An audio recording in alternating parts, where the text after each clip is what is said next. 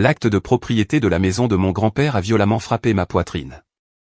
La force brute du lancer a éparpillé les feuilles craquantes, qui ont atterri à plat sur le sol du ring, glissant de sueur et puant la testostérone bon marché. Signe ça, pathétique vieille sorcière. A hurlé celui qui partageait mon sang, le frère que je portais autrefois sur mon dos.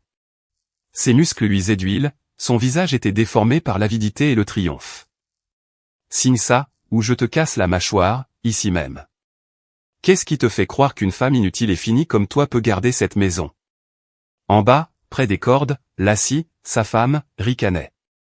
Elle a croisé les bras, mâchant bruyamment son chewing-gum. Fais pas d'histoire, et finis dans la rue, l'anéanie. Ne force pas tes vieux os fragiles à ramasser tes propres dents. Je n'ai pas pleuré. Je n'ai pas reculé. Le courant d'air du ventilateur industriel fouettait les bords effilochés de mon t-shirt, frôlant la cicatrice irrégulière qui barrait mes côtes gauches. Ces deux-là n'avaient aucune idée qu'ils venaient d'acculer une femme forgée dans les pires enfers, outre-mer. Et ils venaient de détruire, de leurs propres mains, leur dernière chance de sortir d'ici indemne. J'ai lentement délacé mes bottes de travail usées, posant mes pieds nus et cicatrisés sur le tapis.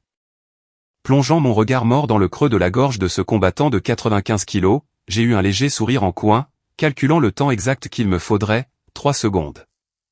Avant de vous montrer comment ces 3 secondes ont brutalement anéanti son arrogance, revenons un peu en arrière. Cliquez sur le bouton j'aime, et abonnez-vous à la chaîne, si cette histoire vous parle. Laissez un commentaire ci-dessous, et dites-moi, avez-vous déjà été poignardé dans le dos par votre propre chair et votre propre sang? Maintenant, rembobinons, pour voir exactement comment cette affreuse nuit a commencé. Le marteau arrache-clou a glissé, écorchant mes jointures calleuses contre le bois pourri. J'ai serré les dents, ravalé la douleur aiguë, et réajusté ma prise. D'un coup sec, j'ai arraché le clou rouillé et tordu des planches du porche. Il a cédé dans un grincement sec et angoissant. La sueur dégoulinait de mon menton, se mélangeant à l'épaisse poussière de l'Ohio, qui recouvrait mon t-shirt gris délavé. Je maintenais la maison de mon grand-père debout avec des clous bon marché, des chutes de bois, et mon entêtement pur. C'était le seul endroit au monde où je pouvais fermer les yeux sans voir de fantômes.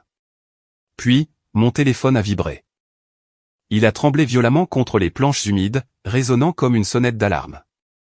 J'ai lâché le marteau. Mon pouce, rugueux comme du papier de verre, a essuyé une tache de boue sur l'écran en verre brisé.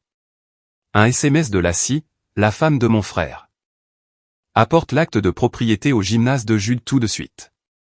L'expert passe demain matin. On la met en vente. Si tu t'y opposes, on appelle les flics pour jeter tes affaires sur le trottoir. Je n'ai pas tapé de réponse. J'ai simplement fixé l'écran fissuré, regardant la lumière blanche et crue illuminer les fractures du verre. Mon propre frère de sang. J'économisais l'argent de mes déjeuners pour lui acheter des baskets, quand notre père buvait son salaire. J'avais payé cette maison pour que la banque ne la saisisse pas. Et maintenant, il voulait vendre le seul toit qu'il me restait, juste pour que Jules puisse s'acheter un pick-up surélevé flambant neuf, et que Lassie puisse se payer ses ongles en acrylique. Il me jetait dehors comme un chien errant. Un poids étouffant m'a oppressé la poitrine. Je n'ai pas pleuré. Les larmes étaient un luxe que je ne pouvais plus m'offrir. Je me suis levé. Mon mauvais genou a craqué bruyamment dans la cour silencieuse. J'ai contourné la maison, j'ai attrapé le lourd tuyau d'arrosage en caoutchouc, et j'ai tourné le robinet rouillé. J'ai laissé l'eau glacée me frapper directement au visage. Ça a lavé la sueur, la crasse et la chaleur. Le choc a frappé ma poitrine, me coupant le souffle. J'ai fermé les yeux, laissant l'eau couler le long de mon cou, trempant le col de ma chemise. Inspirer pendant 4 secondes. Retenir son souffle pendant 4 secondes. Expirer pendant 4 secondes. J'ai forcé mon rythme cardiaque effréné à ralentir.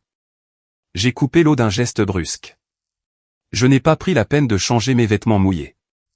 Je n'ai pas passé un coup de brosse dans mes cheveux. J'ai juste attrapé mon lourd trousseau de clés en laiton sur la rambarde du Porsche, et je suis monté dans mon vieux Ford F-150. Le moteur a gémi, a toussé 2 fois, avant de rugir. J'ai passé la vitesse, et j'ai foncé hors de l'allée, les pneus crissant bruyamment sur le gravier. Le trajet a duré 20 minutes. 20 minutes d'un silence de mort absolu, dans l'habitacle sombre. J'ai dépassé les squelettes rouillés des aciéries abandonnées, et les devantures en briques effondrées de notre ville mourante. La désolation extérieure correspondait au trou froid et vide qui s'ouvrait dans mes tripes. Mes mains serraient le volant en cuir craquelé si fort que mes jointures en devenaient blanches. Je me suis garé sur le parking plein de nids de poules du Judas Iron. L'enseigne en néon rouge aveuglante clignotait au-dessus de l'entrée, baignant mon visage d'une lueur dure et sanglante, à travers le pare-brise. J'ai coupé le moteur. Je suis sorti, les semelles de mes bottes heurtant l'asphalte avec un bruit sourd. J'ai poussé la lourde porte en verre. Instantanément, un mur physique de bruit et de puanteur m'a percuté. Les basses d'un morceau de rap violent faisaient vibrer les dalles de plafond en mousse bon marché. Le bruit sourd et rythmique des gants en cuir frappant les sacs de frappe lourds résonnait sur les murs en béton. L'air était épais, on s'étouffait presque avec l'odeur de sueur aigre, de boissons énergisantes renversées, et de déodorants bon marché. Je ne me suis pas avancé plus loin. Je suis resté complètement immobile, juste derrière l'entrée. L'habitude a pris le dessus. Mes yeux ont balayé la pièce avec une précision froide et mécanique, tranchant à travers le chaos. 3 portes de sortie. 12 gars en débardeur en sueur, traînant autour des poids libres, grognant et lâchant des disques de fonte. Et en plein centre, le ring de boxe en toile, surélevé. Sur le côté, le vieux Max s'est arrêté. Il s'appuyait lourdement sur le manche de sa serpillière, l'eau du seau était trouble et marron. Son mauvais genou était maintenu par une épaisse genouillère noire. Il a levé les yeux, et a croisé mon regard. Mac était le seul, dans tout cet endroit, à savoir vraiment qui j'étais.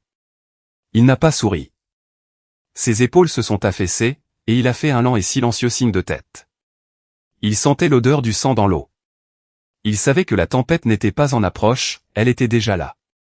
Derrière moi, la lourde porte en verre s'est refermée. Le loquet métallique s'est enclenché, coupant l'air humide de la nuit, et bloquant ma seule issue. Je me suis frayé un chemin à travers le groupe de types musclés et tatoués.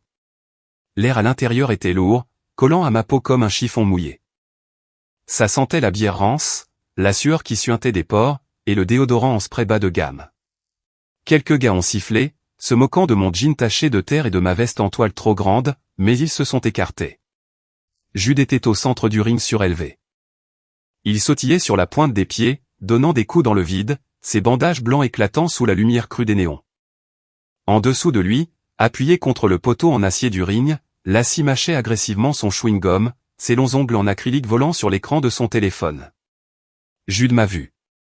Il s'est arrêté de sautiller. Il a baissé les mains, et a fait un signe de menton au vieux Mac. La musique rap assourdissante s'est brutalement coupée. Le silence soudain était pesant. Seul restait le grincement des semelles en caoutchouc, et le faible bourdonnement des ventilateurs au plafond. Jude a marché jusqu'au coin du ring, et a attrapé une épaisse pile de papier. Je me suis arrêté juste au bord du tablier du ring. Je n'ai pas dit un mot. J'ai juste levé les yeux vers lui. Il n'a pas hésité. Il a lancé les papiers droits sur ma poitrine. La grosse agrafe a éraflé ma clavicule quand l'alias m'a frappé. Les pages craquantes se sont déchirées, s'éparpillant et voletant pour retomber sur le tapis bleu, collant aux flaques de sa propre sueur. Signe ça, pathétique vieille sorcière, a rugi Jude, son cou devenant rouge et tacheté. Signe ça, ou je te casse la mâchoire, ici même. Qu'est-ce qui te fait croire qu'une femme inutile et finie comme toi peut garder cette maison? En bas, près des cordes, Lassie n'a même pas levé les yeux de son écran. Fais pas d'histoire, et finis dans la rue, l'anéanie. Ne force pas tes vieux os fragiles à ramasser tes propres dents. Je suis resté parfaitement immobile. Le courant d'air du ventilateur industriel a soufflé sur mon visage. J'ai baissé les yeux sur la page blanche, posée près de la pointe de ma botte de travail. Acte de transfert. Mon cerveau m'a ramené en arrière. Il y a 5 ans. Un lourd camion de transport en acier, cuisant par 50 degrés, quelque part à l'autre bout du monde. Je me suis souvenu du goût métallique de la poussière qui tapissait le fond de ma gorge, alors que je mâchais un biscuit sec. Je me suis souvenu d'avoir fixé un reçu de virement bancaire froissé, que je gardais plié dans la poche de ma chemise. 50 000 €. Le prix du sang. Chaque centime que j'avais gagné dans cet enfer, je l'avais envoyé directement à une banque de l'Ohio, pour sauver notre père ruiné de la saisie immobilière. J'avais acheté cette maison en bois pourri avec mon propre sang, et maintenant, le garçon en or qui n'avait jamais payé une facture de sa vie, voulait me l'arracher pour financer un pick-up surélevé. Si vous écoutez ceci, et que vous savez exactement ce que ça fait d'être saigné à blanc par votre propre famille, arrêtez-vous une seconde, cliquez sur j'aime, et abonnez-vous à la chaîne pour me soutenir. Laissez un commentaire ci-dessous avec le mot argent. Un membre de votre famille vous a-t-il déjà trahi pour un billet d'1 €? Dites-moi que je ne suis pas la seule. J'ai avalé la boule amère et sèche dans ma gorge. Je n'ai pas perdu un seul souffle à discuter. Je n'ai pas versé une seule larme pour le frère que je connaissais autrefois. Il était mort pour moi, maintenant. J'ai levé la main, et j'ai attrapé la lourde fermeture éclair en laiton de ma veste en toile délavée. Je l'ai tiré vers le bas. D'un haussement d'épaule brusque, j'ai enlevé le tissu épais, et je l'ai laissé tomber sur le sol froid en béton. Les murmures étouffés dans le gymnase se sont tus instantanément. Ils regardaient mes bras nus. Ils fixaient les cicatrices profondes et irrégulières qui entouraient mes épaules, et les épaisses brûlures qui remontaient le long de mon cou. Je n'étais plus seulement une sœur. La mâchoire du vieux Mac s'est crispée. Il savait ce qui s'éveillait en moi.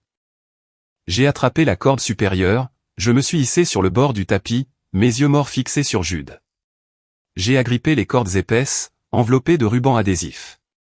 Je ne les ai pas enjambées avec une grâce athlétique. J'ai attrapé la corde du haut maladroitement, passant une jambe raide de l'autre côté, puis traînant l'autre à sa suite. Mon mauvais genou a craqué bruyamment. J'avais exactement l'air de ce qu'il voulait voir, une femme vieillissante et épuisée, qui s'effondrait sous le poids de sa propre vie misérable. En bas, sur le sol, l'amie blonde de l'acier a ricané. J'ai entendu le clic artificiel et sec de l'appareil photo de son téléphone, immortalisant mon humiliation. De l'autre côté de la toile, Jude a souri avec arrogance. Il a fait claquer ses gants l'un contre l'autre. Pop, pop. Les muscles épais de son cou se tendaient, brillant de sueur et de lotion bon marché. Il faisait le show, jouant les durs pour sa femme et ses potes de muscu. Ils souriaient tous, mon propre sang et les gens qu'il avait choisis au lieu de moi, attendant de me voir saigner. J'étais complètement seul dans cette pièce. Je me suis tenu près du coin du ring. Lentement, je me suis penché, et j'ai dénoué les lacets raides et effilochés de mes lourdes bottes de travail. Je les ai retirés, et je les ai posés soigneusement à l'extérieur des cordes, en alignant les talons avec une précision absolue. Mes pieds nus ont touché le tapis. La toile en vinyle était collante, couverte de la sueur séchée d'inconnu. Elle accrochait ma peau. J'ai regardé en bas.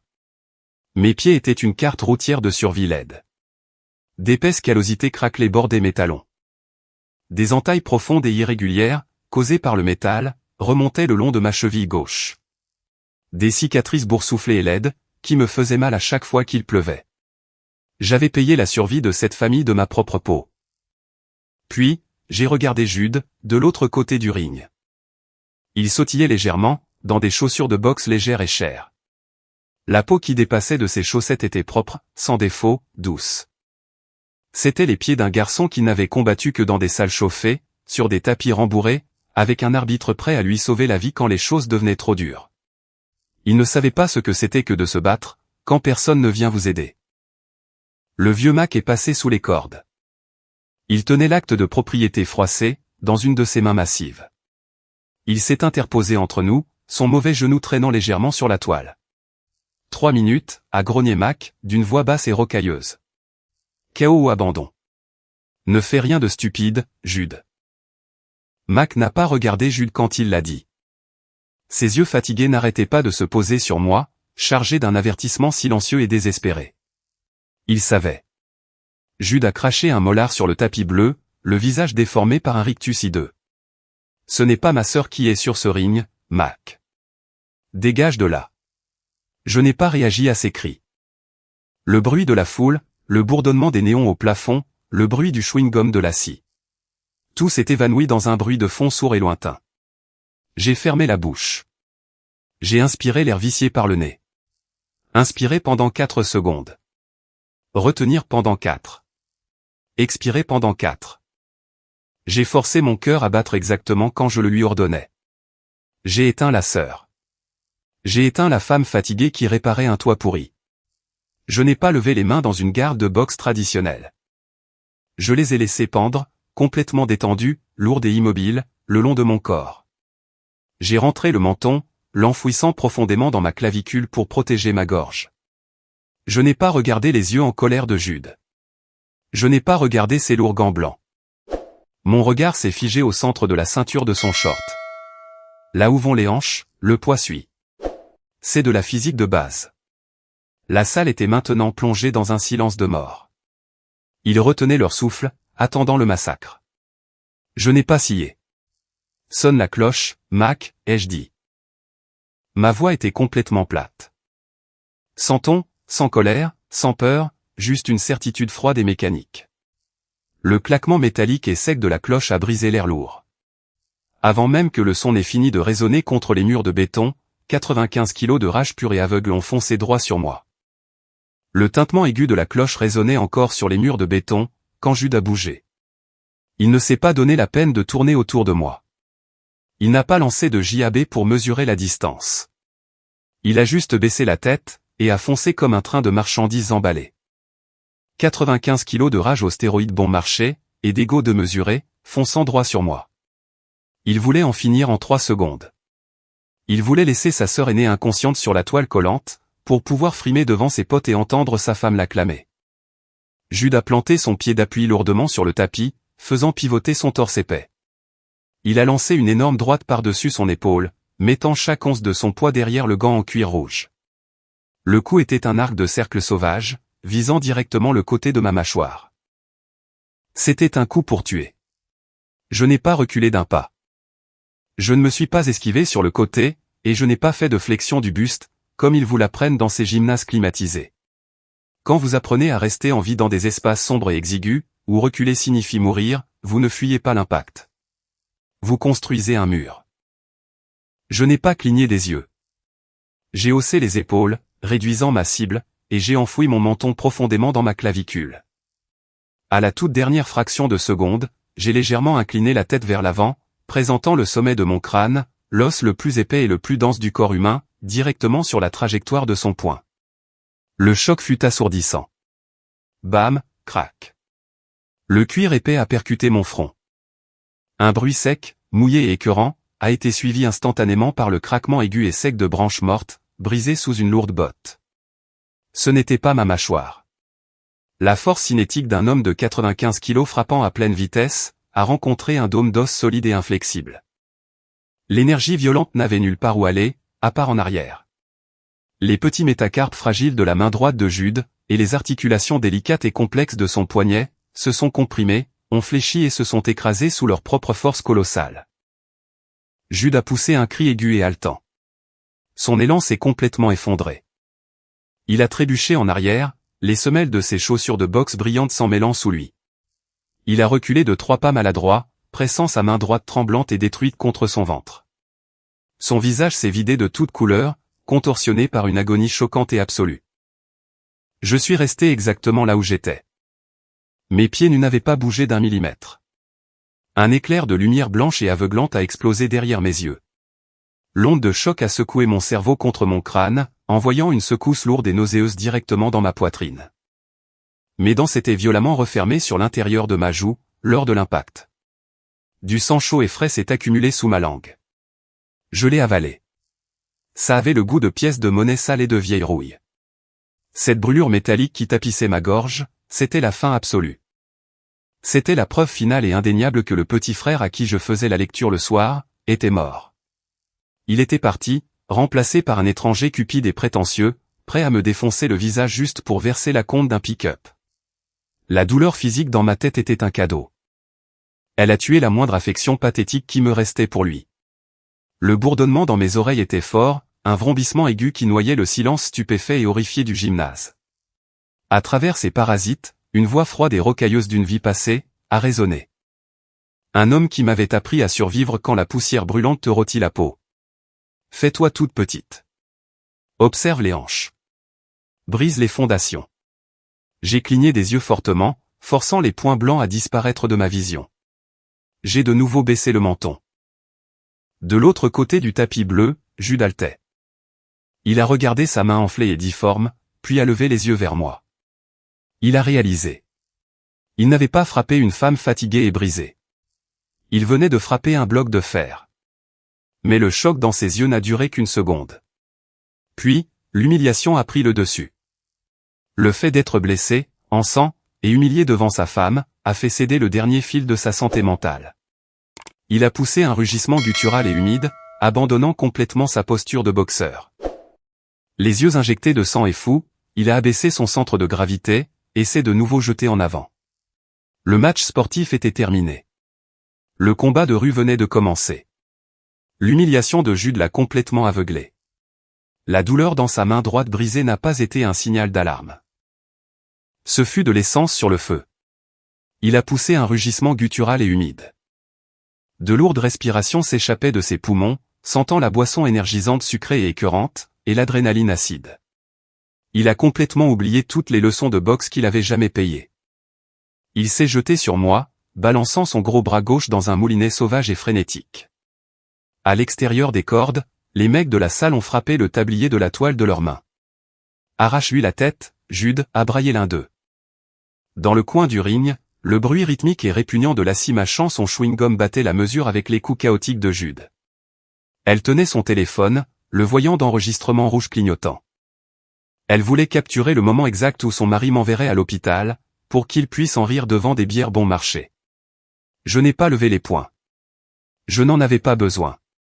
J'ai juste observé ses épaules. Quand un homme frappe par pure colère, il devient une machine cassée. Son centre de gravité bascule trop en avant. Son menton se relève. J'ai fait un demi-pas en arrière, juste assez pour laisser ses lourds gants de cuir fendre l'air humide, à quelques centimètres de mon nez. Jude a grogné, écartant largement ses appuis.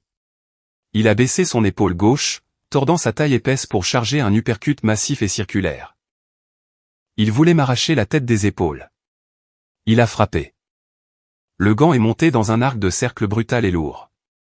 Je ne l'ai pas bloqué. Au lieu de cela, j'ai rentré mon ventre et j'ai pivoté sur mon pied d'appui, glissant dans un angle diagonal net. J'ai esquivé le coup entrant, me glissant parfaitement dans l'espace mort et vide, juste sous son bras levé. Son poing n'a rien touché du tout. 95 kilos d'os, de muscles et de rage aveugle n'avaient soudainement plus rien pour stopper leur élan vers l'avant. Jude a basculé, ses lourdes bottes trébuchant l'une sur l'autre, sur le tapis en vinyle collant. Au moment où il me dépassait dans sa chute, je n'ai pas lancé de crochet. Je n'ai pas lancé de direct. J'ai juste levé mes mains nues et calleuses, et j'ai placé mes paumes à plat directement contre sa poitrine en sueur et haletante. J'ai planté mon pied arrière, j'ai tourné les hanches, et j'ai poussé. C'était juste de la physique de base. La gravité, et son propre ego imprudent, ont fait le reste. Les pieds de Jude ont décollé. Il a volé pendant une fraction de seconde, avant de s'écraser à plat sur le dos. L'impact a résonné comme un coup de fusil de chasse, dans le gymnase silencieux. Sa colonne vertébrale a heurté le contreplaqué dur, sous la fine toile. L'air a été violemment expulsé de ses poumons, dans un « pouf » étranglé et écœurant. Les hurlements assourdissants de ses potes de muscu se sont éteints instantanément. Le lourd silence qui s'est abattu sur la pièce était assourdissant. Le seul bruit restant était le bourdonnement des néons au plafond. J'ai jeté un coup d'œil par-dessus les cordes. Le sourire satisfait avait complètement gelé sur le visage de Lassie, toujours en train de mâcher. Son téléphone s'est lentement abaissé. Je me suis tenu parfaitement immobile au centre du ring. J'ai levé le dos de mon pouce, et j'ai calmement essuyé une fine traînée de sang sur ma lèvre inférieure. J'ai regardé le garçon en or, le frère qui pensait pouvoir vendre ma vie pour s'enrichir, haletant maintenant comme un poisson hors de l'eau. Si vous écoutez ceci en ce moment, vous savez à quel point ça fait du bien de voir un tyran finir enfin à terre. Cliquez sur le bouton j'aime et abonnez-vous à la chaîne pour me soutenir. Laissez un commentaire ci-dessous avec le mot EGO. Avez-vous déjà vu un membre de votre famille qui parle trop fort s'humilier complètement à cause de son arrogance? Racontez-moi votre histoire. Jude a roulé sur le côté, toussant violemment en essayant d'aspirer l'air vicié dans ses poumons. Son visage était d'un violet sombre et marbré. Il s'est lentement repoussé sur les mains et les genoux. L'embarras qui émanait de lui était assez épais pour qu'on s'y étouffe. Quand il a fini par lever les yeux vers moi, la dernière once de décence humaine avait disparu de son regard. Ses yeux étaient injectés de sang, écarquillés, et totalement sauvages. Il ne s'est pas levé dans une position de boxe traditionnelle. Il est resté bas. Il a planté ses pieds écartés, laissant tomber son poids dans une position accroupie, basse et laide. Le sport était terminé. La bagarre de rue venait de commencer. Jude s'est repoussé du vinyle collant, sa respiration lourde sifflant entre ses dents. Son visage était cramoisi foncé, complètement congestionné par ce genre d'humiliation profonde et brûlante, que l'on ne ressent que lorsque son propre ego vous trahit devant une foule. Il a craché une série de jurons de caniveau, l'argot grossier résonnant sur les murs en parpaing, sa voix se brisant sous le poids de son propre embarras. Je l'ai regardé lutter pour se mettre à genoux. Un petit soupir silencieux s'est échappé de mes lèvres. L'air que j'ai expiré portait l'odeur métallique et lourde du cuivre, provenant de la coupure fraîche à l'intérieur de ma joue. Mes articulations ont émis une série de craquements secs et aigus, alors que je roulais mes épaules en arrière. Il était temps de laisser tomber la comédie. J'ai arrêté de me faire toute petite. J'ai arrêté de jouer la sœur usée et voûtée, désespéré d'obtenir une miette de loyauté familiale. J'ai ouvert mes hanches. J'ai planté mes pieds nus à plat sur le tapis collant, descendant mon poids dans mes talons, construisant un ancrage directement dans le plancher, comme si je coulais du béton. Je n'ai pas levé les mains pour protéger mon visage. Je les ai laissées pendre librement près de ma taille. Mes paumes étaient complètement ouvertes. Pas de poings. Les poings signifient que vous êtes en colère. Les mains ouvertes signifient que vous êtes prêt à travailler. De me voir simplement là, complètement impassible, a brisé quelque chose de laid et de primitif dans le cerveau de Jude. Le match de boxe était terminé. Il ne voulait plus simplement me mettre KO. Il voulait me briser. Il voulait m'entendre supplier. Il a poussé un grognement féroce et malsain, et a chargé. Il a gardé la tête baissée, les bras grands ouverts comme deux lourds crochets de boucher. Il visait droit sur ma taille. Dans son esprit frénétique et imbibé d'adrénaline, il s'est dit que sa seule taille suffirait. 95 kilos d'os et de muscles entrant en collision avec une femme maigre et fatiguée. Il voulait m'étouffer, écraser mes côtes sous sa large poitrine, et me forcer à crier devant sa femme qui l'acclamait. Il se trompait lourdement. Quand un objet lourd se déplace trop vite, on ne construit pas un mur pour l'arrêter. On ouvre une porte, et on le laisse tomber dans les escaliers. Je ne me suis pas préparé à l'impact. Je ne me suis pas tendu. J'ai fait un micro-pas en arrière. À peine 5 centimètres. Un déplacement infime et imperceptible, qui a créé une poche vide, un espace creux, juste là où se trouvaient mes hanches. La tête de Jude a frôlé mes côtes, manquant totalement sa cible. Alors qu'il plongeait dans le vide, j'ai bougé les mains. Ma paume gauche s'est refermée durement sur la peau épaisse et en sueur, à l'arrière de son cou. Ma main droite s'est accrochée profondément dans la large ceinture élastique de son short de sport. Je n'ai pas utilisé une once de ma propre force pour le combattre. J'ai juste pris le volant de sa rage aveugle. J'ai tiré son cou et j'ai poussé ses hanches, forçant son poids massif, qui tombait déjà en avant, à faire un piqué brusque et violent, droit vers le sol. L'impact a fait vibrer les poteaux en acier du ring. Smash! 95 kilos de poids mort se sont écrasés la face la première contre le contreplaqué impitoyable, caché juste sous le fin tapis de toile. Le bruit écœurant de la chair et du cartilage raclant contre le vinyle rigide a résonné dans le gymnase. Le corps de Jude est devenu complètement mou pendant une seconde. Son nez était écrasé à plat contre le tapis. Un flux de sang épais et sombre a immédiatement commencé à s'accumuler sous sa joue, tachant le plastique bleu. Il était étendu là, la bouche ouverte, luttant pour aspirer l'air que son cerveau secoué n'arrivait plus à traiter. Le gymnase était d'un silence de mort. Les basses lourdes des haut-parleurs avaient disparu. Seul restait le bourdonnement du ventilateur industriel, et le grincement nerveux des baskets de la scie, qui se déplaçaient sur le sol en béton. J'ai fait un pas en arrière. Mes pieds nus ont fait un bruit doux et collant sur le tapis. Ma respiration était lente, parfaitement mesurée. J'ai regardé l'homme massif et en sang, qui venait d'essayer de vendre ma vie.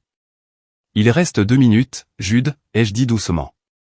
Jude s'est repoussé du tapis, s'appuyant lourdement sur sa main valide. Sa large poitrine se soulevait.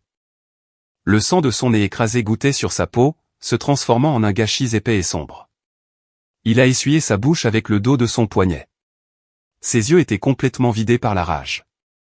Il n'a pas regardé sa femme. Il n'a pas regardé ses amis.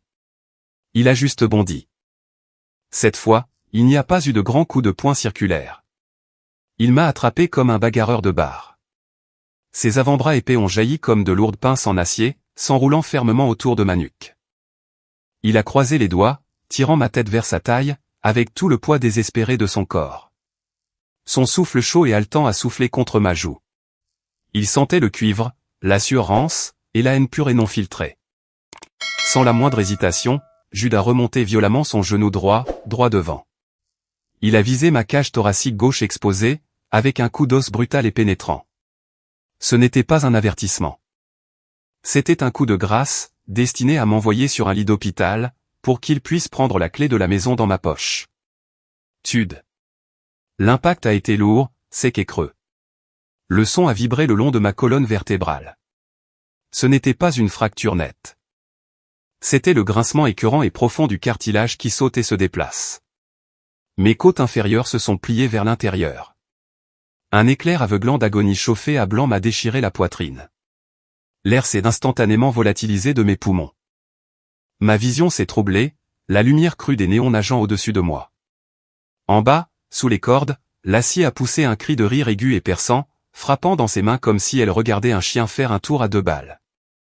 Ce rire aigu et grinçant a brisé la dernière chaîne qui me retenait. La douleur fulgurante dans mes côtes ne m'a pas fait m'effondrer. Elle a agi comme un passe-partout, déverrouillant violemment une porte dans mon cerveau que j'avais gardée fermée à double tour pendant 5 ans.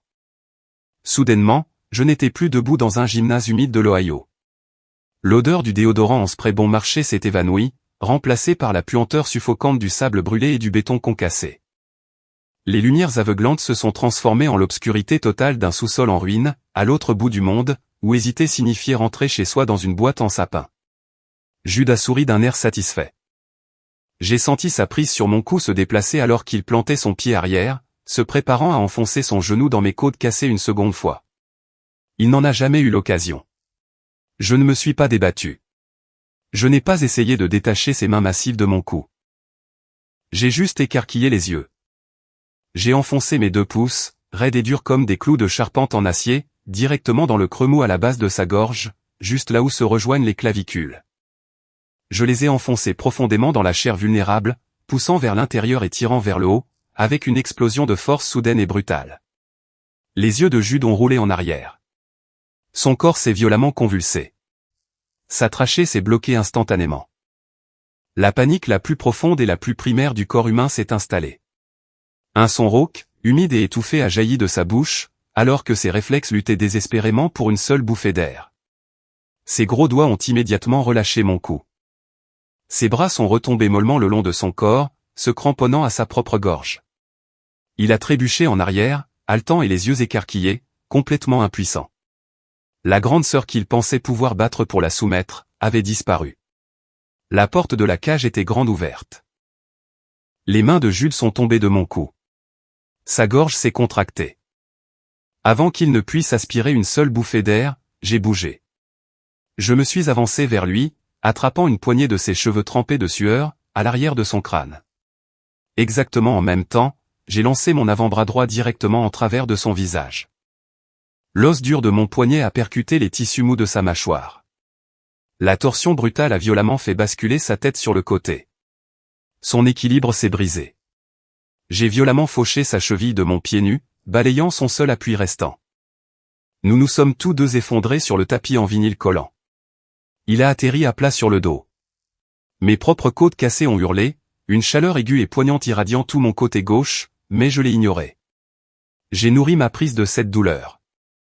Jude se débattait sauvagement, donnant des coups de rein, essayant de me désarçonner. Il pesait 95 kilos de pure panique.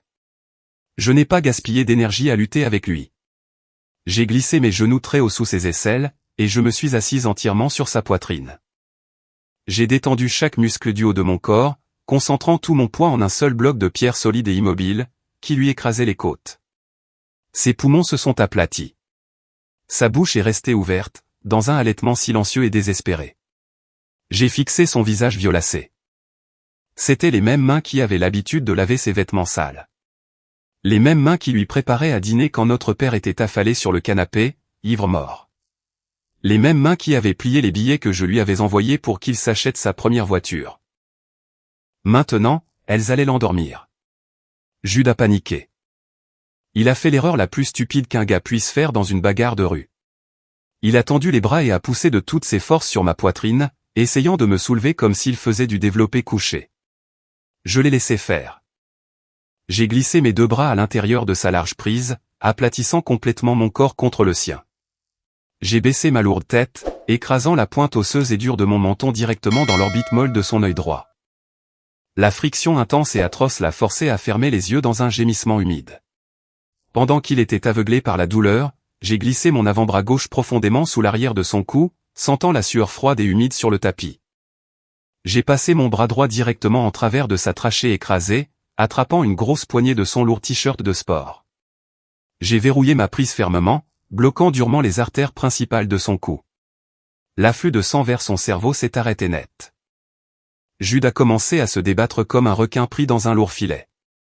Les talons nus de ses pieds ont crissé contre la toile bleue, alors qu'il donnait des coups de pied sauvages dans le vide. Ses gros doigts ont désespérément griffé mes bras. Ses ongles sales se sont enfoncés profondément dans ma peau, déchirant la chair, laissant de longues égratignures rouges, chaudes et vives sur mes avant-bras. La brûlure de ma peau déchirée s'est mêlée au goût métallique du sang qui s'accumulait toujours sous ma langue.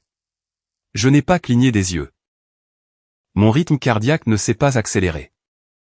J'ai inspiré selon un rythme lent et régulier de 4 secondes, par le nez, complètement détaché du désespoir biologique frénétique qui se débattait sous moi. Si vous écoutez ceci en ce moment, et que vous pensez que voir des tyrans violents recevoir enfin ce qu'ils méritent est le meilleur sentiment au monde, cliquez sur j'aime, et abonnez-vous à ma chaîne. Laissez un commentaire ci-dessous avec le mot vengeance. Avez-vous déjà eu à exclure définitivement un membre toxique de votre famille? Dites-moi que je ne suis pas seul. J'ai baissé le visage dans l'ombre. J'ai pressé mon front en sueur fermement contre son oreille. Le gymnase autour de nous était d'un silence de mort, à l'exception des sons humides et suffocants qui bouillonnaient au fond de sa gorge. Ses yeux ont commencé à rouler en arrière, le blanc terne apparaissant à travers les paupières meurtries et gonflées. 3 secondes, Jude, ai-je chuchoté. Ce n'était pas une menace. C'était un fait biologique. Les violentes secousses sous mes jambes ont ralenti. Le visage de Jude avait une couleur prune, sombre et meurtrie. Ses yeux ont roulé vers les dalles de plafond bon marché, les pupilles dilatées et vitrifiées. Il était sur le fil du rasoir de l'évanouissement total. Juste avant que la dernière étincelle de conscience ne s'évanouisse, sa lourde main droite s'est faiblement soulevée du tapis. Elle s'est abattue contre le vinyle bleu, dans un rythme frénétique et désespéré. Tape, tape, tape. J'ai lâché prise instantanément. Je n'ai pas maintenu la prise une seconde de plus pour prouver quoi que ce soit. Je ne lui ai pas craché dessus, et je n'ai pas crié. J'ai juste relâché ma prise de son col, et je me suis levé. J'ai reculé, tombant lourdement sur un genou près du coin du ring. J'ai pressé ma paume fermement contre ma côte gauche cassée, aspirant de courtes bouffées d'air humide et saccadé. Jude a immédiatement roulé sur le côté. Il s'est recroquevillé en une boule serrée et pitoyable, toussant si fort que tout son corps tremblait. D'épais filaments de salive et de sang pendaient de ses lèvres. Il a eu des hauts le cœur, faisant des bruits de raclement humide dans sa gorge, alors que ses poumons aplatis suppliaient pour de l'oxygène. Le garçon en or. Le dur à cuire qui allait me jeter à la rue. Il pleurait sur le sol, comme un enfant effrayé. Le gymnase était silencieux comme un cimetière.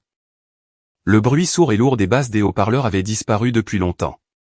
La foule de gros bras tatoués s'était éloignée du bord du ring.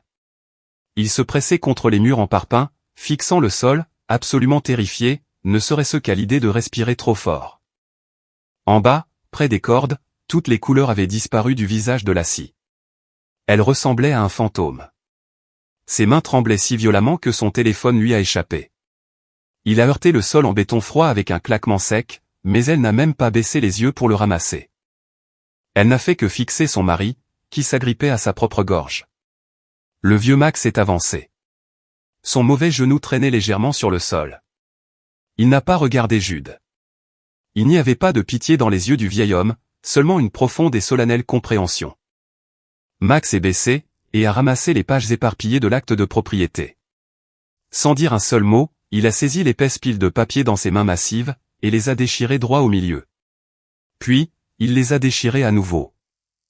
Le son sec de la déchirure du papier lourd a résonné bruyamment dans la pièce silencieuse. Il s'est approché, et m'a tendu les lambeaux déchirés.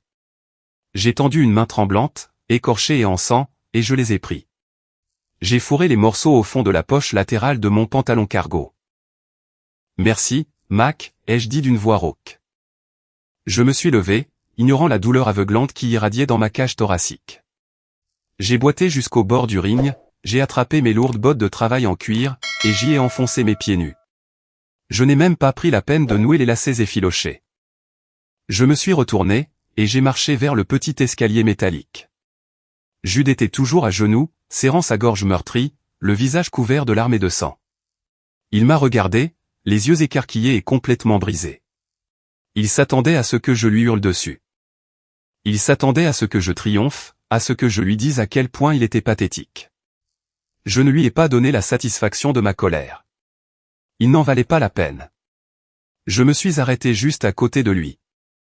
J'ai baissé les yeux sur sa main droite broyée, qui enflait déjà comme un ballon violet à l'intérieur du ruban adhésif blanc. Rentre ton menton quand tu lances une droite par-dessus l'épaule, ai-je dit. Ma voix était plate et creuse, comme un mécanicien signalant un boulon foiré. Tu vas te casser le scaphoïde si tu continues à frapper comme un amateur. Je n'ai pas attendu sa réponse. Je lui ai tourné le dos. J'ai descendu les escaliers métalliques, j'ai poussé la lourde porte en verre, et je suis sorti dans la nuit étouffante de l'Ohio. La lourde porte en verre du gymnase de Jude s'est refermée derrière moi, coupant l'odeur stagnante de la sueur. La nuit lourde de juillet m'a frappé comme une épaisse couverture mouillée. J'ai traîné mes bottes de travail sur l'asphalte plein de nids de poules, mon corps penchant lourdement vers la gauche pour soulager ma côte cassée. Monter dans la cabine de mon Ford F-150 a nécessité toutes mes forces. J'ai enfoncé la clé dans le contact, et je l'ai tourné. Le vieux moteur a gémi, a toussé, et a finalement rugi, vibrant brutalement sous le plancher. J'ai posé mon front sur le volant en cuir craquelé. L'adrénaline s'est retirée de mon sang, laissant derrière elle un immense cratère creux d'épuisement. Ma poitrine hurlait à chaque respiration superficielle. Mon cœur me faisait mal, comme s'il avait été traîné sur du verre brisé. Mais j'ai baissé la main. J'ai glissé ma main rugueuse dans la grande poche de mon pantalon cargo. Mes doigts se sont refermés sur les lambeaux de papier épais. L'acte de propriété. La maison de mon grand-père était en sécurité. La corde affreuse et pourrie qui me reliait à une famille toxique et cupide, était enfin coupée.